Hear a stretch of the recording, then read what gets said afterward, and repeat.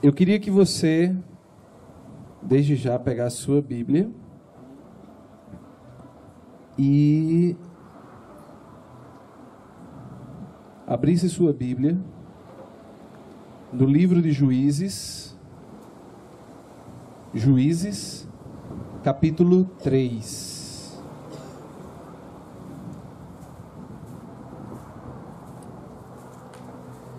Livro de Juízes, capítulo 13.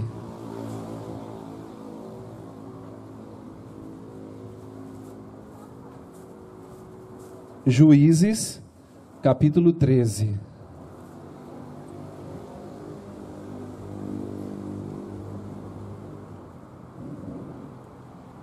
Juízes 13. Antes da gente ler o livro de Juízes, capítulo 13, eu queria contextualizar um pouco para vocês o livro de Juízes.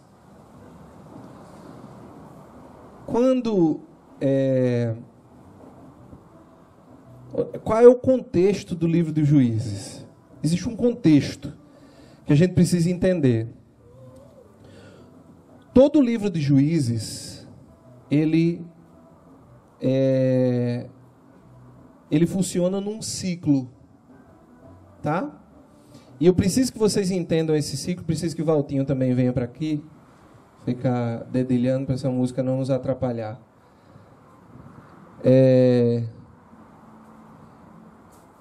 E no livro dos Juízes existe um ciclo. E eu acredito que nós vamos nos identificar muito com esse ciclo. Vou aumentar o microfone aqui, tá?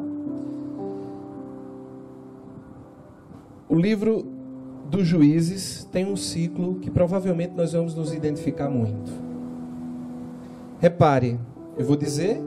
Tá bom, Raoni, obrigado. Eu vou dizer e vejam se isso não parece alguma coisa conosco.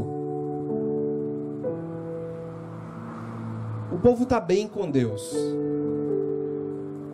Tá? O povo está bem com Deus. E quando o povo está bem com Deus, o que é que acontece? Geralmente,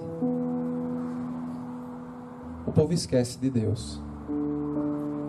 É assim? É aquela coisa, tá tudo bem.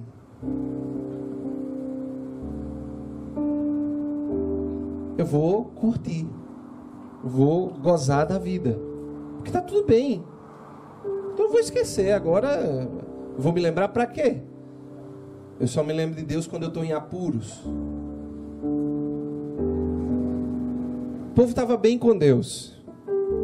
Segundo movimento do ciclo, o povo esquece Deus. Terceiro movimento do ciclo, o inimigo entra na fraqueza do povo, que é o esquecimento. E ali domina, ataca e domina o povo.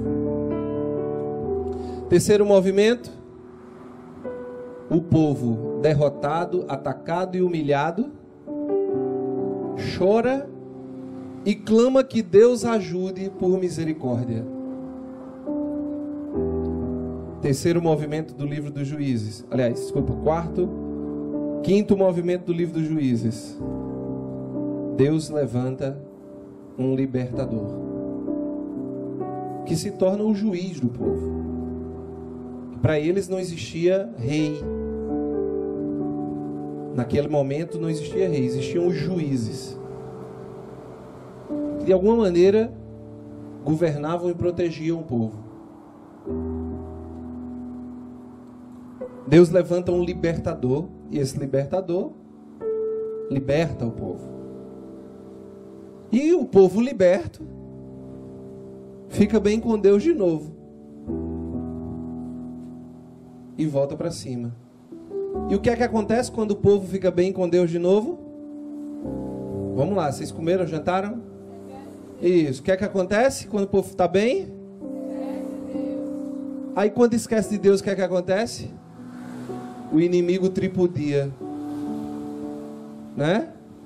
Tripudiado, o que é que o povo faz? Chora e clama misericórdia. Aí Deus faz o quê? Dá ao povo libertação. O povo fica bem com Deus de novo. E o que é que acontece? Esquece de Deus de novo. Repare se esse movimento do livro dos Juízes, ele não é um movimento bem próximo de nós. Ele não é um movimento bem próximo da nossa vida. Repare se quando tudo está prosperando, você se ajoelha de manhã, reza no seu quarto, você se lembra de Deus na hora de dormir, você procura assiduamente a igreja, o grupo de oração. É mais difícil, né? Mas está tudo bem. Mas quando a gente esquece, o inimigo tripudia. A nossa infidelidade, que está no esquecimento, e toda infidelidade está no esquecimento. Você já parou para perceber isso? Toda infidelidade, ela parte do esquecimento. Quando eu prego para casais, que eu falo sobre a aliança mesmo, né? Eu sempre digo que a aliança é como que um lembrete, né? Eu me lembro que quando eu estudava no colégio, as meninas faziam umas estrelinhas na mão assim, que era para quando olhasse para a estrelinha, se lembrasse de alguma coisa que tinha que fazer. Eu dizia que a aliança era isso. Era uma forma de você lembrar o compromisso que você tinha feito, né? A gente faz isso. A gente deixa que nossa mente se esqueça de Deus. E aqui está o início de toda a infidelidade. Quando eu me esqueço. Porque quando eu me lembro de onde eu vim, como era que eu estava, até ali eu estou perseverando. Só que quando começa o bom, eu me esqueço daquele momento ali. É como se eu nem tivesse passado por aquilo, né? Eu não sei se na vida de vocês é assim. Na minha, eu já fui assim muitas vezes. Muitas vezes. Pois muito bem. Se você ler o livro do Juízes, do capítulo 1 até o final, é a mesma coisa. É o mesmo ciclo. Começa o povo bem com Deus. Depois o povo esquece, o inimigo domina, o povo escravo começa a chorar e a clamar, Deus elege um libertador, liberta o povo e o povo fica bem com Deus de novo. E torna a esquecer, e o ciclo fica se repetindo, se repetindo, se repetindo. Talvez o livro dos Juízes retrate um pouco de nós. E eu quero chegar hoje no capítulo 13, que eu falei para vocês, no último juiz. Então tiveram vários juízes aqui, não contei, né? Mas tem, eles chamam de ciclos, né? O ciclo de fulano, de cicrano, beltrano.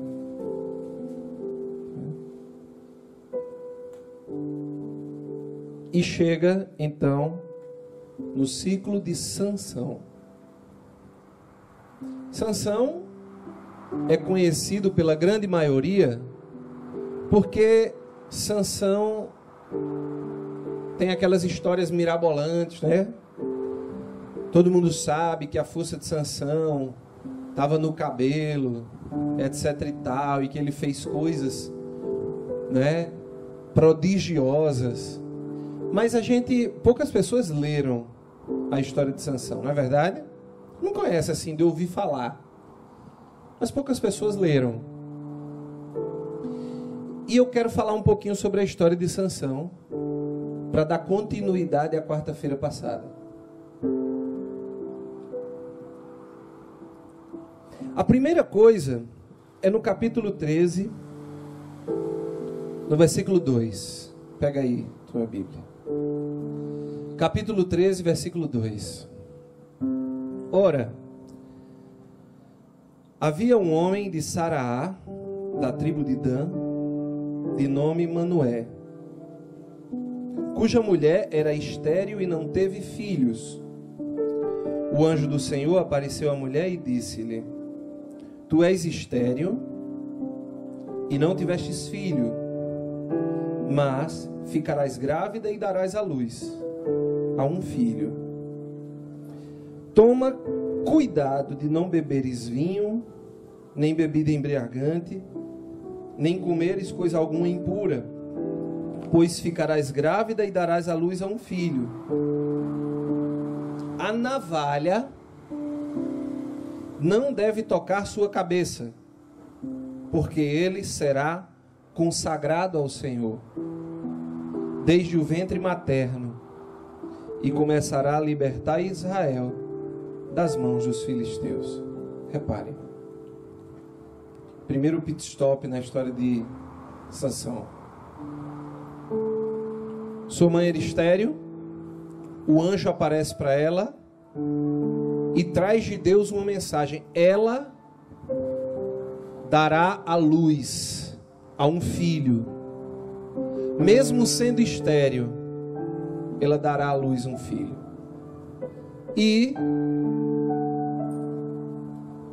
ela precisa cumprir alguns requisitos durante sua gravidez. E após nascido, nenhum cabelo, a navalha não pode passar, nenhum cabelo pode ser arrancado da cabeça de Sansão. Vocês acham, se a gente pudesse olhar biblicamente, a gente poderia pensar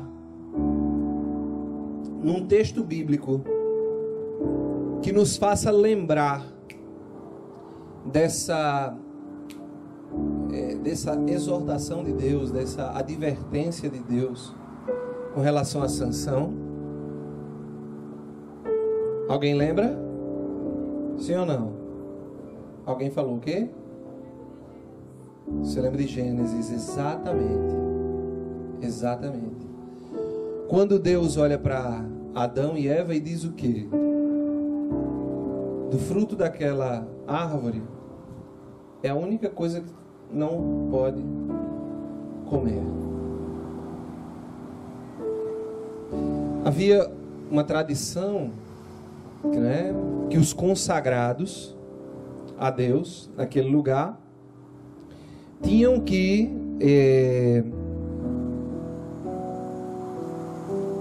ficar de cabelo grande, não poderia ser cortado o cabelo, né? Chamava Nazireu, era o nome do consagrado da época. Reparem, a verdade é que a força de Sansão não estava no cabelo. Claro que na história sim, mas a força de Sansão estava na fidelidade. Enquanto ele fosse fiel, a força estaria com ele. Do mesmo jeito que Adão e Eva perderam toda a graça, né? Os dons preternaturais que a gente chama, imortalidade, impassibilidade, integridade e ciência moral infusa. Adão e Eva perdem os 4 dons preternaturais quando pecam. Perderam essa graça incrível: não sentir dor, não ter tendência ao mal, conhecer a vontade de Deus e ser imortal. Do mesmo jeito, Sansão, se fosse levado a navalha à sua cabeça, ele também perderia a sua graça, a sua força. Amém? Primeiro pit stop foi dado. Depois disso, Sansão nasceu e começou sua jornada. Capítulo 14. No capítulo 14, diz o seguinte: Sansão desceu a Tâmna e viu ali uma jovem filisteia. Voltando para casa, comunicou a seus pais: em Tâmna vi uma jovem filisteia, agora ide pedi-la como esposa para mim. E os pais lhe responderam: será que não há mulher entre as moças de tua parentela, ou em todo o teu povo, para que te vás casar entre esses filisteus e circuncisos? Mas Sansão insistiu com o pai: pede-me esta mulher, pois só ela me agradou. Esse episódio começa a saga de Sansão. Ele vai e se casa com uma filisteia, vai para uma festa de casamento. Na festa de casamento dele aparecem filisteus, que eram justamente os dominadores de Israel. Então ele lança um desafio aos dominadores de Israel. No caminho, quando ele estava indo para o casamento, enquanto ele estava indo noivar, na verdade, ele matou um leão com a própria mão. Diz a Bíblia que ele estraçalhou o leão com a própria mão. E quando ele voltou, dentro da carcaça do leão, abelhas tinham tomado conta, tinham feito mel e tal. Então, Sansão lançou a seguinte história para os filisteus, né? Ele disse o seguinte: era um enigma que eles tinham que decifrar. Do que come saiu comida, e do forte saiu doçura. O que é? Vocês têm 7 dias, que era o tempo que durava a festa, para decifrar. Se vocês fizerem isso, eu dou não sei quanto a vocês. Depois de 3 dias pensando, sem conseguir saber o que era, os filisteus foram na esposa de Sansão e disseram: a gente vai matar você e seu pai, queimar a casa, se você não conseguir arrancar do teu marido a resposta do enigma. Ela então começou a insistir, chorava nos pés dele. Ele disse: eu não contei nem para o meu pai e para minha mãe, vou contar para você. Mas ela continuava insistindo e chorando, dizendo que ele não a amava. No 7º dia, sem aguentar mais, Sansão conta a história. E os caras no 7º dia chegaram e disseram: o que é mais doce?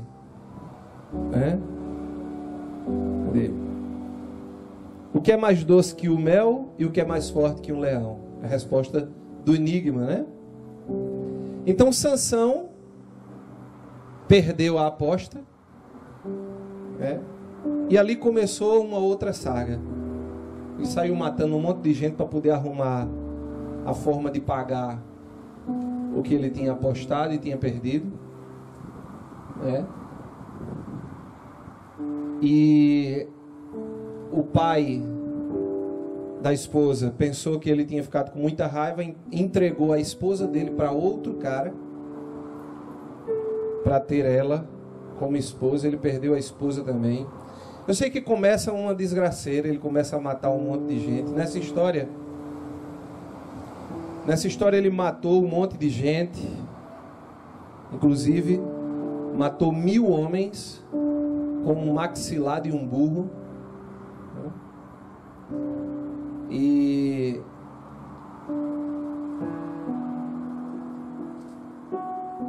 depois de ter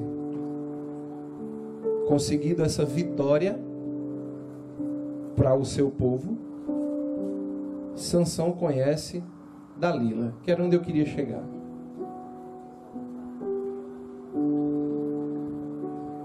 Diz no capítulo 16, versículo 4, você pode abrir.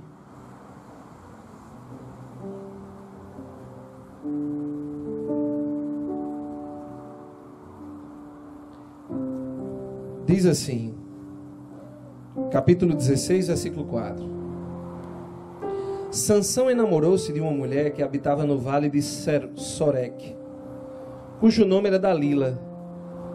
Então os chefes dos filisteus foram procurá-la e disseram-lhe: seduze Sansão e descobre de onde lhe vem essa força enorme e como poderíamos vencê-lo e subjugá-lo. Se fizeres isso, te daremos, cada um de nós, 1.100 moedas de prata. Dalila perguntou a Sansão: dize-me, eu te rogo, de onde vem a tua força enorme? Com que deveria amarrar-te para ficares subjugado? Respondeu-lhe Sansão: se me amarrassem com 7 cordas de arco, novas e ainda não curtidas, ficaria fraco e seria como qualquer outro homem. Os chefes filisteus levaram a Dalila 7 cordas de arco, novas e ainda não curtidas, com as quais ela o amarrou, enquanto alguns homens se emboscaram no quarto. Dalila gritou: Sansão, os filisteus. Mas ele despedaçou as cordas como se despedaça um fio de estopa chamuscado pelo fogo, e o segredo de sua força ficou desconhecido. Dalila disse a Sansão: zombaste comigo, contando-me mentiras. Conta-me agora, por favor, com que te deveriam amarrar? Ele respondeu: se eu for amarrado com cordas grossas, novas e ainda não usadas, ficarei fraco e serei como qualquer outro homem.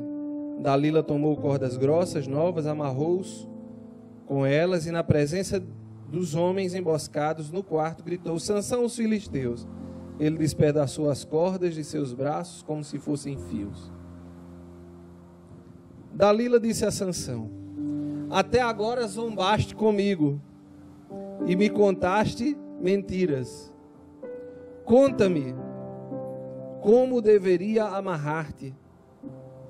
Sansão respondeu: se teceres 7 tranças, as 7 tranças de minha cabeleira, como a urdidura de um tear, e as fixares num pino, ficarei fraco e serei como qualquer outro homem. Ela o fez dormir, teceu as tranças, sua cabeleira, fixou com um pino e gritou: Sansão, os filisteus. Despertando do sono, ele arrancou o pino do tear e a urdidura. Então ela lhe disse: como podes dizer que me ama, se não confias em mim?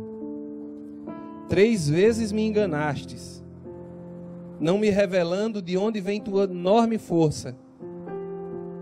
Como ela o importunasse e insistisse todos os dias com suas lamúrias, ele caiu num desespero mortal e acabou revelando-lhe todo o segredo. A navalha jamais passou sobre a minha cabeça, porque sou consagrado a Deus desde o ventre de minha mãe. Se raparem minha cabeça, minha força me abandonará e eu ficarei fraco igual a qualquer outro homem. O resto da história dá para imaginar, não é? O que eu queria que vocês prestassem atenção aqui agora. Veja como nós somos idiotas. Não é?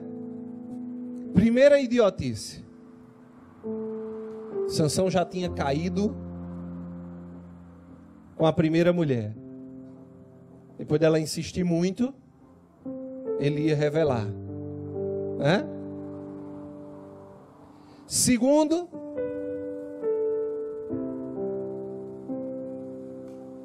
ela perguntou uma vez, ele disse a mentira, ela fez e colocou ele em perigo.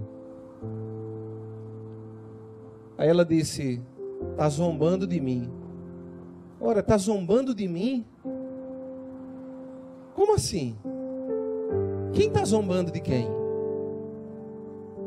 Faz a segunda vez, conta a segunda mentira, ela segue a mentira dele.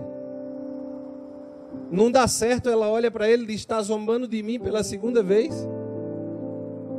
Ele conta outra mentira, ela faz pela terceira vez, dá errado, ela olha para ele e diz: como é que você diz que me ama? Olha só, como é que você diz que me ama e você zomba de mim 3 vezes? Irmãos, a pergunta de hoje é: quem é a tua Dalila? Porque você já pode se considerar um Sansão.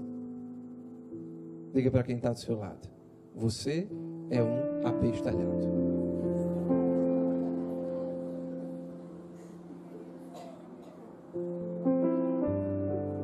Essa conclusão todo mundo já tem, né? Essa conclusão todo mundo já tem. Você é um idiota quadrado. Isso aí tá na cara, dá para ver no seu olhar, né? Eu quero que se levante aqui o homem que não tem as características de Sansão. Agora, a pergunta não é se você é Sansão. Essa pergunta é tola, é idiota. Você é Sansão. Bote no seu nome, quando sair daqui, assine: Andrei Sansão Alves de Aguiar. É? E não se ache forte não, se ache burro. Tá? A pergunta não é essa pergunta é óbvia. A pergunta é: quem é sua Dalila? Essa é a pergunta. Tá? Se eu não fosse cristão e tivesse em um outro lugar, eu ia perguntar: quem é a pessoa que te lasca? Não é? Quem é? Pode não ser uma pessoa, pode ser uma coisa, pode ser um sonho, pode ser uma ambição. Quem é a tua Dalila? Quem é a tua Dalila?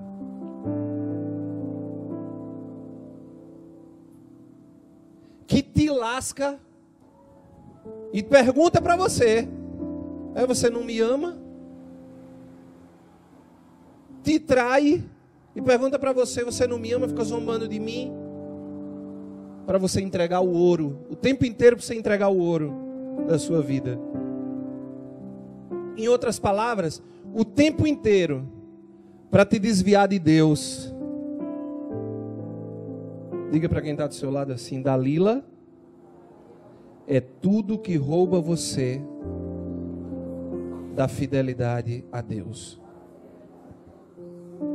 Eita, lasquei, não foi? Um monte de gente aqui. Dalila é tudo aquilo que rouba você da fidelidade a Deus. Pode ser uma pessoa, pode ser um sonho, pode ser uma ambição. Tá? Dalila é isso. Às vezes Dalila está no teu quarto, no pé do teu ombro. Tá? No pé do teu ombro, dizendo a você aqui no seu ouvido: me diz qual é o segredo para eu desviar você de Deus. diz: me conta aqui o que te deixa fraco. Me conta aqui o que pode te deixar fraco. Me conta o que pode te deixar fraco. E você revela o segredo a Dalila e ela te expõe. Ela te expõe aos teus inimigos. Ela faz você trair teus princípios, ela faz você trair Deus. Porque Dalila representa tudo aquilo que te rouba da fidelidade a Deus. Eu não li o resto do texto, mas o fato é que Sansão foi preso, porque foi arrogante também. Além do fato dele ter contado a Dalila sobre o seu voto, vamos dizer assim, porque ela insistiu muito, tinha o fato de que ele também confiou muito nele. E você também pode se considerar Sansão nesse ponto. Quantas vezes diante do mal você confia demais em você? Deixa de ser burro. O que te protege, o que te faz forte é tua fidelidade a Deus. Porque é óbvio que quando Dalila gritou: Sansão, os filisteus, ele já com a cabeça rapada, ele sentiu, né? E quando eu rapei minha cabeça, quando eu me levantava da cama, eu senti o ventinho se passando aqui em cima. E mesmo assim ele ainda diz, repare, despertando do sono, versículo 20, ele pensou: sairei desta como das outras vezes e me livrarei. Ainda foi arrogante. Ele achava que o poder era dele, que estava nele. Qual é a tua Dalila? Agora eu quero fazer a ponte entre a semana passada e essa semana. Semana passada eu dizia: nós somos, na verdade eu lia Isaías que dizia isso, nós somos preciosos, preciosos aos olhos do Senhor. E o que é que nos faz ser preciosos aos olhos do Senhor? É a capacidade que nós temos de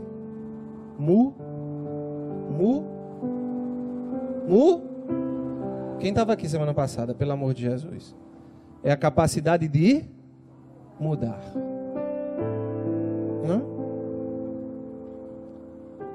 Se você não muda, você é como um animal qualquer, uma criatura. Não é? Meu cachorro não muda. Eu saio levando ele pela coleira para onde eu quiser. Eu dizia hoje a um paciente meu, dizia assim, ele dizia: rapaz, uma pessoa manda na minha vida. Ele dizia: a pessoa programou a minha vida todinha. Eu disse: que bom descobrir que você é passageiro de um táxi, né? De quem guia são os outros. Está na hora de você assumir o volante. Semana passada eu dizia: preciso mudar. Só que nós temos duas forças que brigam dentro de nós. Só um compêndio aí, uma síntese. Existem duas forças que brigam dentro de nós: a crença e o comportamento. O mais fácil de mudar é a crença. É por isso que o dia de eu começar a ir para a academia é sempre segunda-feira. Eu vou mudando a crença e vou adaptando a minha crença, né, à minha realidade. Amanhã eu vou para a missa. Aí chegou amanhã, não é porque hoje não deu, mas enfim, o que importa de Deus é que Ele entende a intenção do meu coração. A crença como mudou. O comportamento permanece o mesmo, mas a crença migra. Ela vai mudando. O tempo inteiro a nossa crença muda. Não é? Só que mudar a crença não muda nada. Não é? Eu nunca vi alguém achar que daqui a um mês vai emagrecer e emagrecer. Eu já vi pessoas começarem a mudar seu comportamento hoje e começarem então a emagrecer. Crer que vai emagrecer não vai mudar nada na sua vida, nada. Suas crenças sobre você não vão mudar nada na sua vida, nada. Você tem que começar a mudar seu comportamento. Dom Nelson dizia para nós no nosso aniversário, final do ano passado: nós somos o que nós vivemos. Exatamente. Nós somos o que nós vivemos. Se nós não mudarmos o nosso comportamento, não mudaremos nada na nossa vida. Tá? Não mudaremos nada. Tudo permanecerá igual. Por quê? Porque nós só vamos mudando as crenças. Só vamos mudando as crenças. É preciso mudar os comportamentos. O mundo não muda se as crenças mudarem. O mundo muda se os comportamentos mudarem. Tá certo? Sim ou não? Sabe por quê nós só mudamos com comportamento? Vocês têm ideia? Porque sem o envolvimento do nosso corpo, nós não podemos mudar nada na nossa vida. Quem diz isso? A igreja. A igreja diz isso. A igreja diz que quando nós morremos e nossa alma se separa do corpo, e nós vamos, por exemplo, para o purgatório, nada nós podemos fazer por nós lá. E a explicação da igreja é muito clara. Por quê? Porque a pessoa só está completa em corpo e alma. Que coisa bonita, né? Andrei, então quer dizer que as pessoas que morreram estão no céu, estão incompletas? Sim. Com exceção de Jesus e Maria. E quando é que elas vão ficar completas? Quando houver a ressurreição do último dia. E os mortos ressuscitarem, e o Senhor separar o joio do trigo, as ovelhas dos cabritos, destruir todos os cabritos e criar um novo céu e uma nova terra.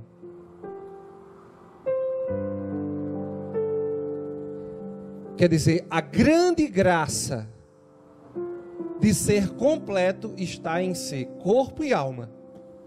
Se só a nossa cabeça está implicada no nosso processo de mudança, se a gente só muda a nossa crença, nós não mudamos nada, porque a mudança tem que ser da pessoa inteira, tem que envolver o corpo. Então uma pessoa que diz assim: eu vou rezar, esse mês eu vou rezar mais, certo?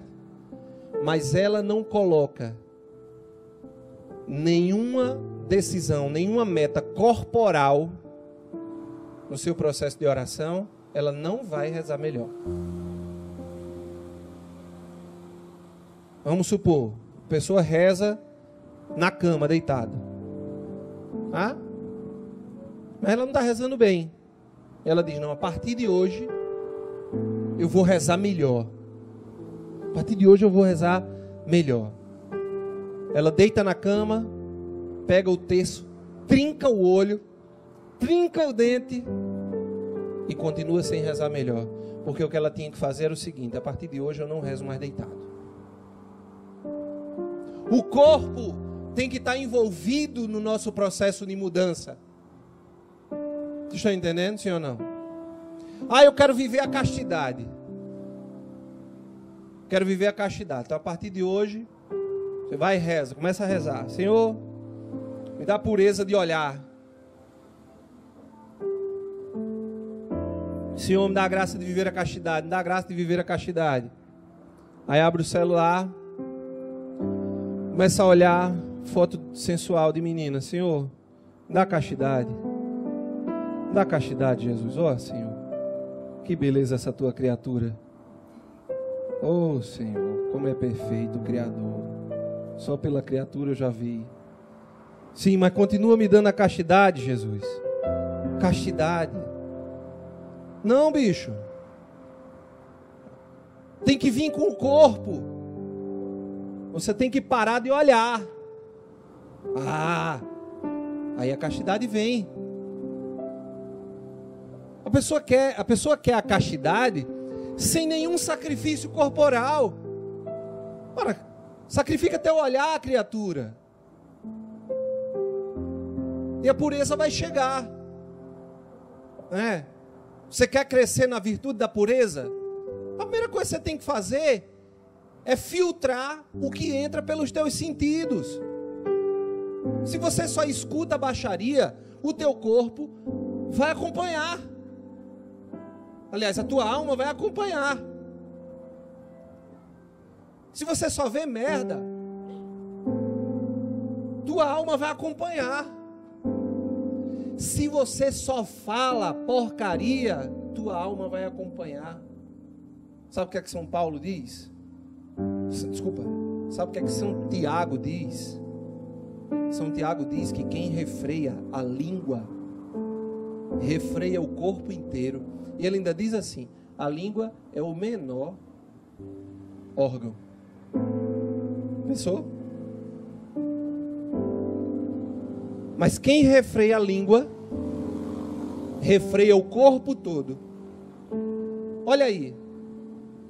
É bíblico. Toda mudança tem que vir acompanhada de comportamento. E o que é que isso tem a ver com Sansão? Tudo. Porque eu dizia que o nosso grande inimigo, semana passada, é quando a gente fica só mudando de crença. Não, ao invés disso eu vou mudar isso. Porque eu não quero envolver gasto de energia, né?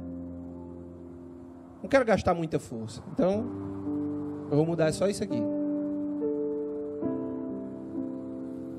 Só que tem um segundo inimigo da mudança. E o segundo inimigo da mudança se chama concessão. Liga para quem está do seu lado. O segundo inimigo da mudança é a concessão. Você vem bem na dieta. Furou? Quanto tempo você passa para levar para voltar para recomeçar?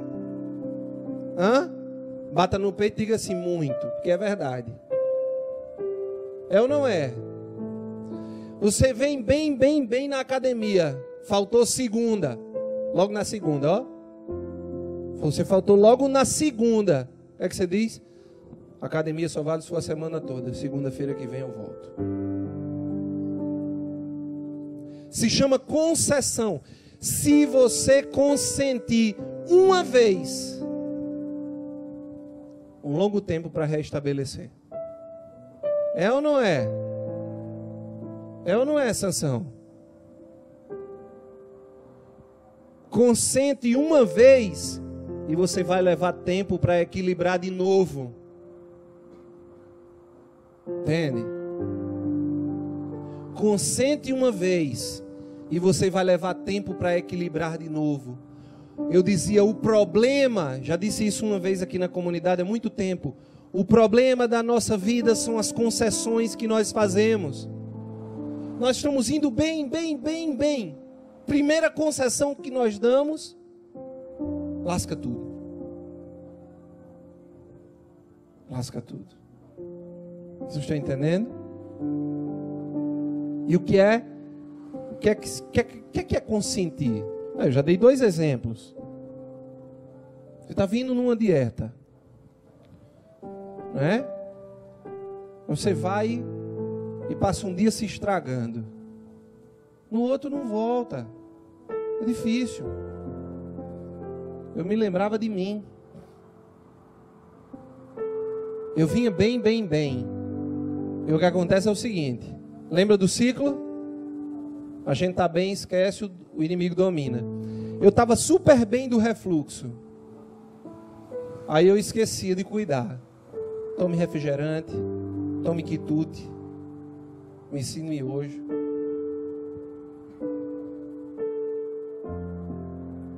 Daqui a pouco, refluxo lá em cima, torando tudo, acabando com minha garganta. O que era que eu fazia? Começava a clamar por socorro. Às vezes até a Deus mesmo, né? Mas tinha que ir para um otorrino. Aí fazia um tratamento. Depois do tratamento, eu tinha que mudar de vida. O que era que eu fazia? Eu estava bem de novo, né? O que era que eu fazia? Esquecia. Eu tomava refrigerante uma vez. Era bastante. Tudo voltava. Eu tomava hoje aí de manhã. Aí dizia, bom, como eu já tomei hoje de manhã, eu tomava no almoço. Como eu já tomei de manhã no almoço e no café da manhã, eu tomava aqui no jantar mesmo, né? Se fosse no final de semana, o cara dizia, bom, final de semana, eu já tomei ontem, vou parar hoje, domingo. Não, segunda eu paro. A mudança da crença. Só que eu não parava segunda. Porque é assim que acontece. O primeiro inimigo para a mudança é você se auto-enganar. É não começar a mudar hoje, seu comportamento hoje. Não é? Vocês lembram da pergunta que eu fiz semana passada? Lembram ou não? Lembram não, né? Deixa eu fazer a pergunta para vocês de novo aqui. O que é mais fácil?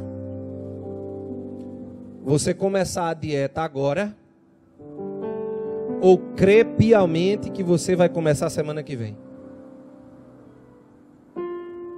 É muito mais fácil crer, não é? É muito mais difícil começar agora. É mais fácil acreditar que eu vou começar a semana que vem. É muito mais difícil crer que eu vou começar hoje. Aliás, é muito mais difícil começar hoje. É muito mais fácil crer que eu vou começar a semana que vem. É muito mais fácil acreditar que eu vou mudar a minha vida depois do carnaval. É muito mais difícil começar a mudar a minha vida hoje.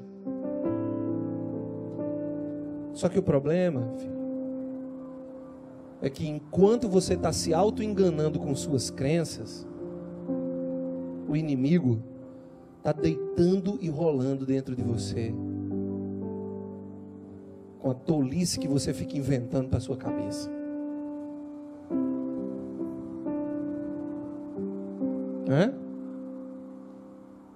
E aí chega o segundo inimigo, que é quando você começa. Não é antes. O da concessão não é antes, tá? Não se preocupe não. Dalila, ela não vai chegar antes não. Dalila vai chegar depois. Dalila não chega enquanto você está na merda.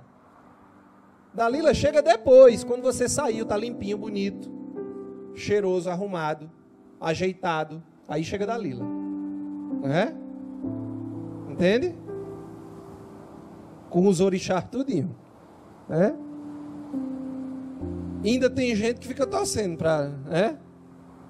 O inimigo, quando vê você bem, ele começa a cantar. Vai chamar Dalila. Quando ele vê você bem, arrumadinho, Dalila chega. Ela chega nesse momento. Porque a função de Dalila é fazer você abrir uma concessão. Uma. Se Sansão tivesse continuado sendo esperto, dizendo um monte de besteira para Dalila, levando Dalila como se ela fosse uma idiota, não é? Como é que ela diz? Você está zombando de mim, né? Você zomba de mim. Se ele continuasse zombando da cara de Dalila, como quem diz assim, ela pensa que eu vou ser infiel a Deus. Se na sua vida você tiver essa postura de dizer, rapaz, Dalila chegou, foram chamar Dalila ali, sem meu consentimento. E Dalila chegou. Mas ela está pensando que eu vou, né, abrir uma concessão. Coitada de Dalila. Eu vou continuar zombando dela. Mas eu não vou abrir concessão. Talvez Sansão não tivesse passado por tudo que passou, né? E ter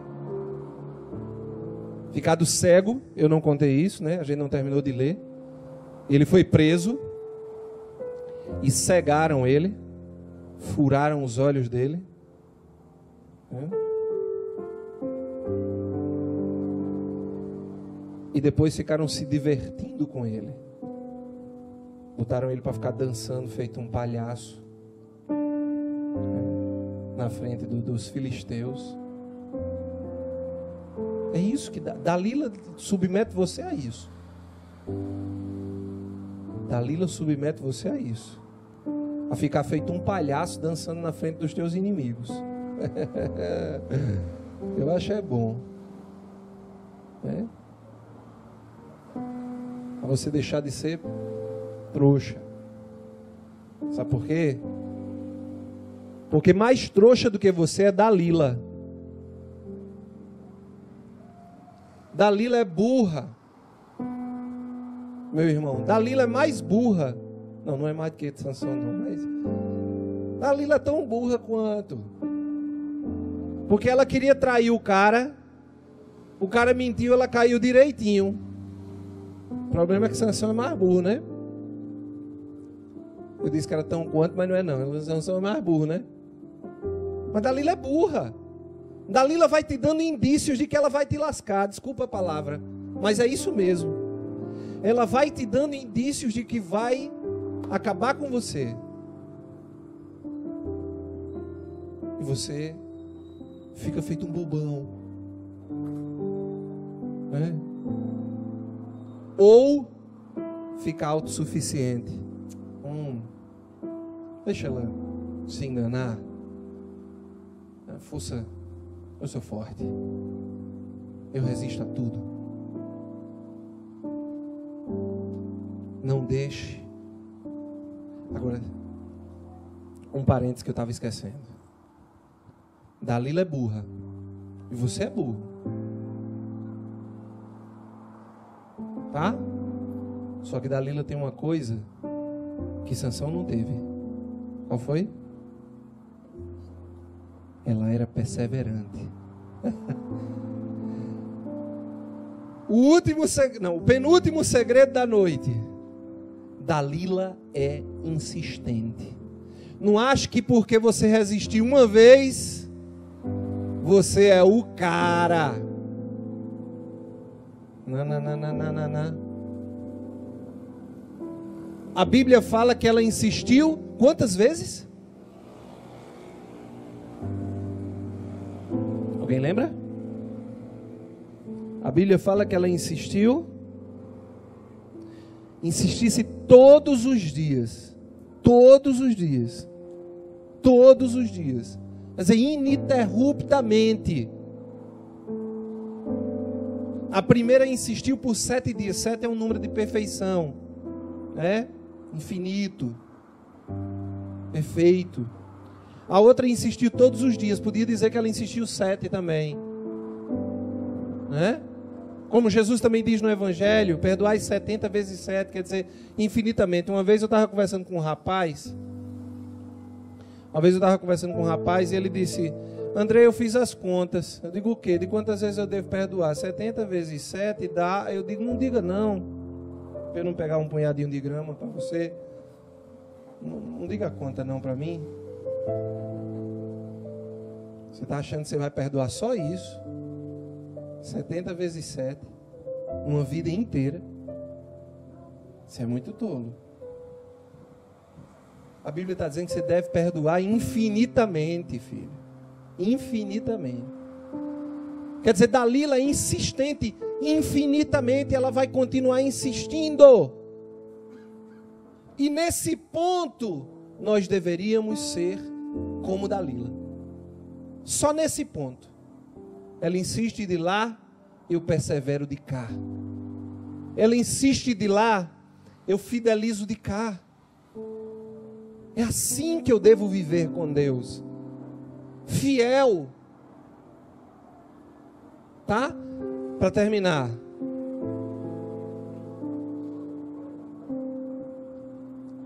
Ele foi lá, né, tal.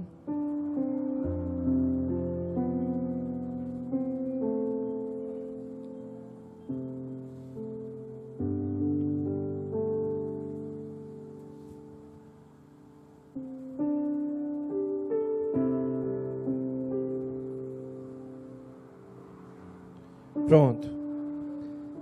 Versículo 25 do capítulo 16.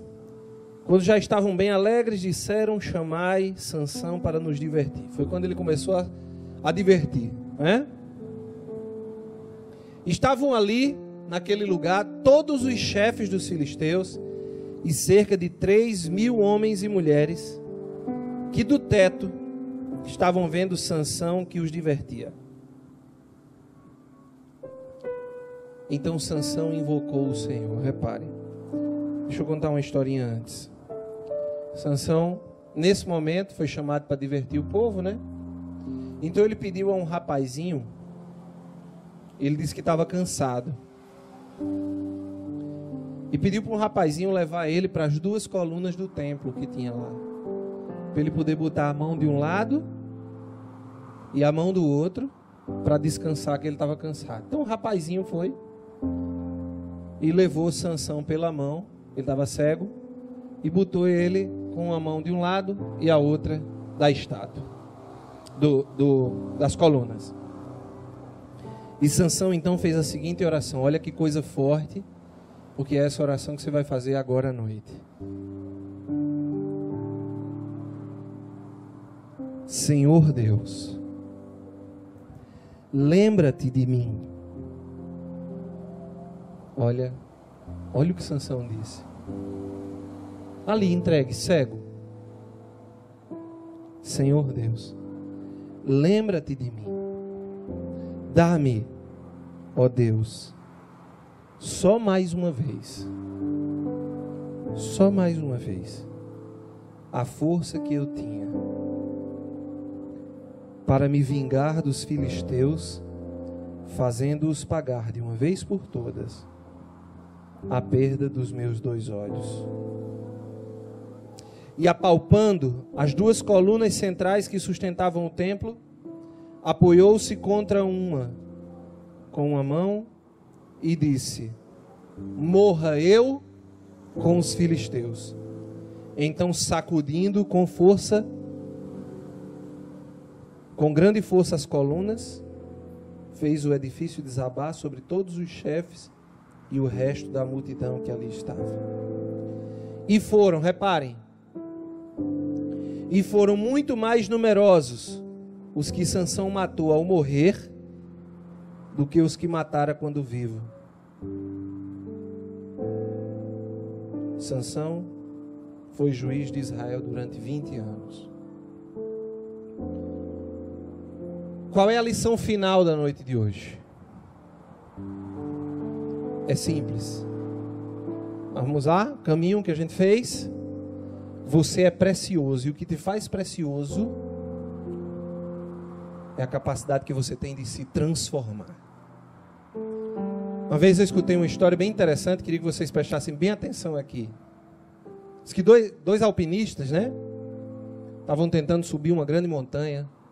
Tentavam e não conseguiam, tentavam e não conseguiam. Não sei quantas vezes iam as reportagens e eles fracassavam.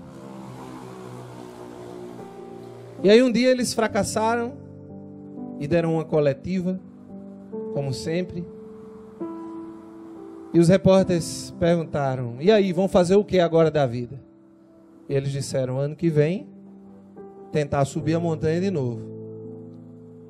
Aí os repórteres disseram assim: mas vocês vão tentar subir de novo?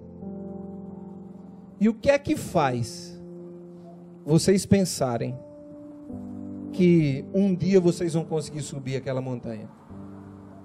E os alpinistas disseram assim: Ora, simples. Ela já parou de crescer, nós não.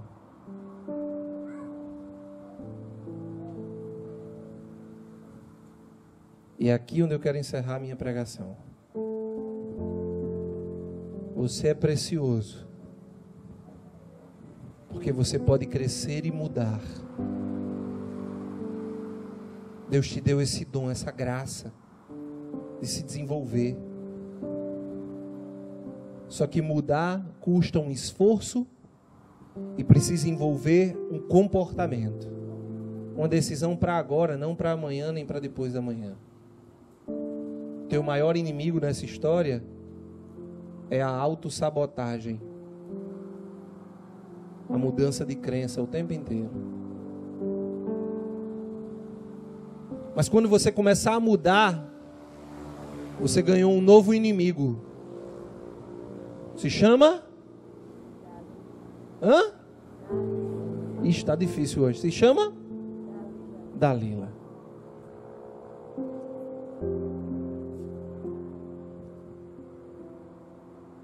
Você não pode se entregar a Dalila. Você tem que ser fiel. Mas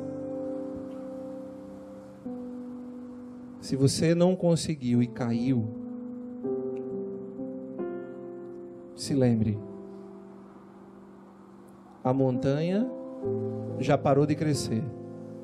Você não. Só se quiser. Só se quiser.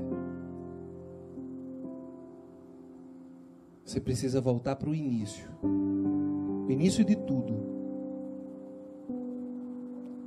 Sansão ficou cego, né? Dependente, como uma criança. E a última coisa que ele fez foi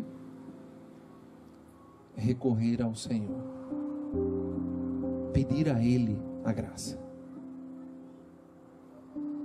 E o que Sansão fez, quando foi humilde, recomeçou, se reconciliou com Deus, não estava nem com os cabelos grandes,